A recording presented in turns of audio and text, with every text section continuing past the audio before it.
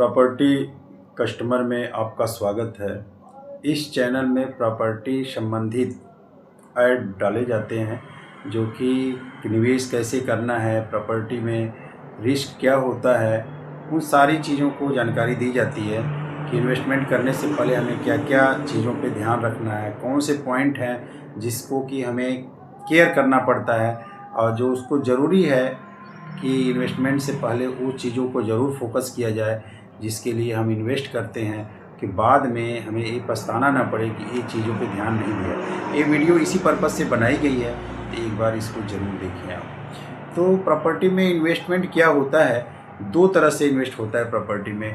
एक तो इन्वेस्टमेंट आदमी लॉन्ग टाइम के लिए करता है, और दूसरा चीज़ ये होती है कि फ्यूचर प्रॉफिट के लिए करता है, और दूसरी चीज़ होती है रेंटल इनकम होती है। ठीक है, ये दो तरह से अपना प्रॉपर्टी में आदमी प्रॉफिट कमा सकता है।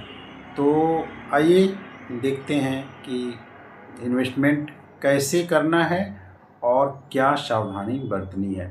ठीक है, तो सबसे पहले चीज़ होता है कि लोकेशन बहुत मायने रखता है प्रॉपर्टी में। किसी भी इन्वेस्टमेंट में कितना अच्छी प्रॉपर्टी आप ले लें, अच्छा मकान ले लें, बिल्डिंग वगैरह ले लें, लेकिन लोकेशन का चयन आपने सही नहीं किया तो न सही रेंट मिलेगा और न बेचना चाहेंगे तो सही से बिकेगा। लोकेशन में जैसे आप देख सकते हैं, स्कूल है, कॉलेज है, हॉस्पिटल वगैरह के पास है तो बढ़िया रहता है।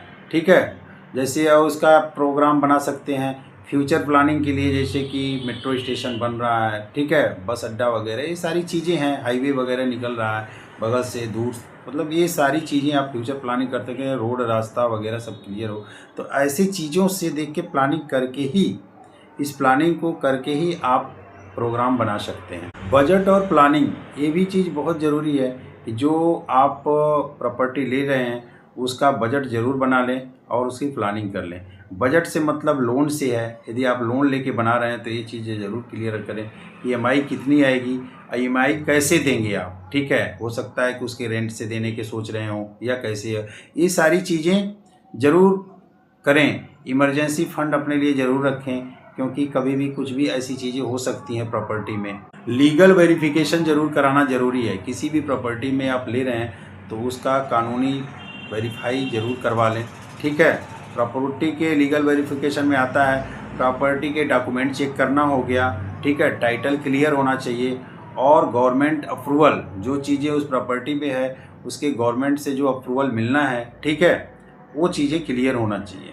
क्योंकि ये सब चीज़ चेक करना, पॉइंट बताने का मतलब यही है कि आप इसके प्रति सतर्क रहेंगे, आपके नॉलेज में रहेगा कि नहीं हम प्रॉपर्टी यदि लेने जा रहे हैं तो ये चीज़ों को, पॉइंट को ज़रूर देखना है। ब्रोकर से यदि ले रहे हैं तो भी आप ट्रस्ट करके, आंख बंद करके प्रॉपर्टी ना ले लें कि नहीं वो जो कह रहा है सब कुछ ठीक है।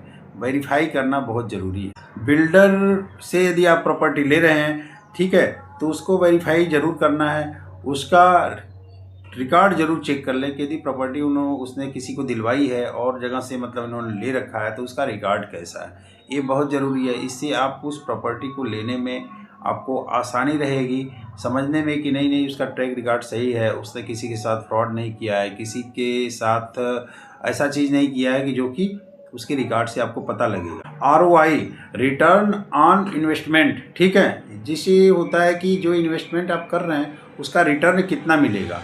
रिटर्न से मतलब हो गया जैसे रेंटल इनकम है वो कितना मिलेगा, और प्रॉपर्टी का फ्यूचर जो रेट है, प्रॉपर्टी का रेट जो फ्यूचर है वो कितना बढ़ेगा, ये भी चीज़ें वो आदमी निकाल सकता है कि नहीं इस जगह के है, हॉस्पिटल वगैरह है बगल में, ऐसी चीज़ें हैं तो इसके फ्यूचर में रेट बढ़ने के चांस है। ये सारी चीज़ें ज़रूर देखें। रिस्क भी समझें, किसी भी प्रॉपर्टी को ले रहे हैं तो उसका रिस्क को भी समझना ज़रूरी है, जैसे मार्केट का डाउन होना हो गया, और सबसे बड़ी चीज़ है फ्रॉड का होना। प्रॉपर्टी में रिस्क सब, आजकल के डेट में सबसे बड़ा रिस्क होता है प्रॉपर्टी में फ्रॉड हो जाता है। ठीक है, क्या हुआ, जो लिया वो प्रॉपर्टी वहाँ पे नहीं है, किसी और जगह पे है, ठीक है, लिखने वाला, कई तरह के फ्रॉड हो सकते हैं। ठीक है, इसको फ्रॉड के लिए मैंने अलग से कई वीडियो बनाए हैं, उसको चाहेंगे तो आप देख सकते हैं। तो ये तरह फ्रॉड का होना हो सकता है। और कभी कभी ऐसा हो जाता है कि हम प्रॉपर्टी को बेचना चाहते हैं, वो बिक नहीं पाती।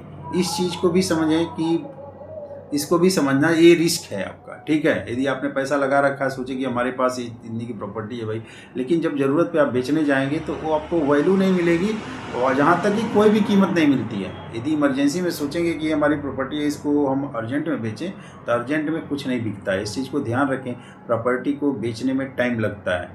रियल इस्टेट में लॉन्ग टाइम इन्वेस्टमेंट के लिए समझें, कम से कम 10 साल, ठीक है, 5 से 10 साल में ही प्रॉफिट होता है। और यदि आप सोचेंगे कि जल्दी रियल इस्टेट से पैसा कमाएं, तो जल्दी वाला काम इसमें नहीं होता, ठीक है। इसमें ध्यान रखें, जब भी होगा तो ये मान के चलिए कि वैल्यू जो बढ़ेगी अच्छी खासी बढ़ती है, ठीक है। यदि आप मेट्रो सिटी के आसपास से लेते हैं, और यदि आप तुरंत सोचेंगे कि साल भर निवेश किया, साल भर में हो, तो साल भर में कोई ज़रूरी नहीं है कि आपको प्रॉफिट देगी, बेचने में दिक्कत होगी। तो इस चीज़ को रखें, निवेश जो करें 10 साल के लिए करें।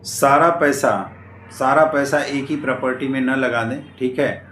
और यदि आप लगाना चाह रहे हैं तो अलग अलग जगह प्रॉपर्टी खरीदें, ठीक है। छोटे छोटे टुकड़ों में आप अलग अलग प्रॉपर्टी खरीद सकते हैं, ठीक है। सारा एक ही जगह लगाना ठीक नहीं है। और सबसे बड़ी चीज़ ये होती है कि आप किसी भी प्रॉपर्टी को ले रहे हैं तो उसको वेरीफाई एक लायर से, अच्छे लायर का चयन करें। और आपको बता दूं, आज के डेट में यदि आप किसी प्रॉपर्टी को ख़रीदने जा रहे हैं और सामने वाला बेचने वाला है, तो कभी कभी लायर को भी मिला लेता है। इस चीज़ को ज़रूर ध्यान रखें। यदि आप गए उसको दिखाने के लिए वगैरह, यदि कुछ कमी है, यदि आपने सीरियस ध्यान से नहीं उसको चेक किया, तो लायर को भी यदि कुछ पॉइंट है, उसने बताया कि यार ये पॉइंट में फॉल्ट है वगैरह, तो पैसे लायर को भी दे दिए जाते हैं कि इस पॉइंट को वो नहीं देखेगा। तो इस चीज़ को भी सतर्क होने की ज़रूरत है। हमारे सामने ऐसी चीज़ें आई हैं, इसलिए मैं इस चीज़ पे बोल रहा हूँ। तो ये सारी चीज़ें हैं प्रॉपर्टी में निवेश के जो चेक करने के भी फंडे हैं, और भी तरीके से हैं जो चेक करने का मैंने बता रखा है। आप उस प्रॉपर्टी पे जाइए, अगल बगल लोगों से पूछताछ भी करिए। पूछताछ करने से आपको पता लग जाता है कि वो कैसी है, कोई ऐसी चीज़ तो नहीं है।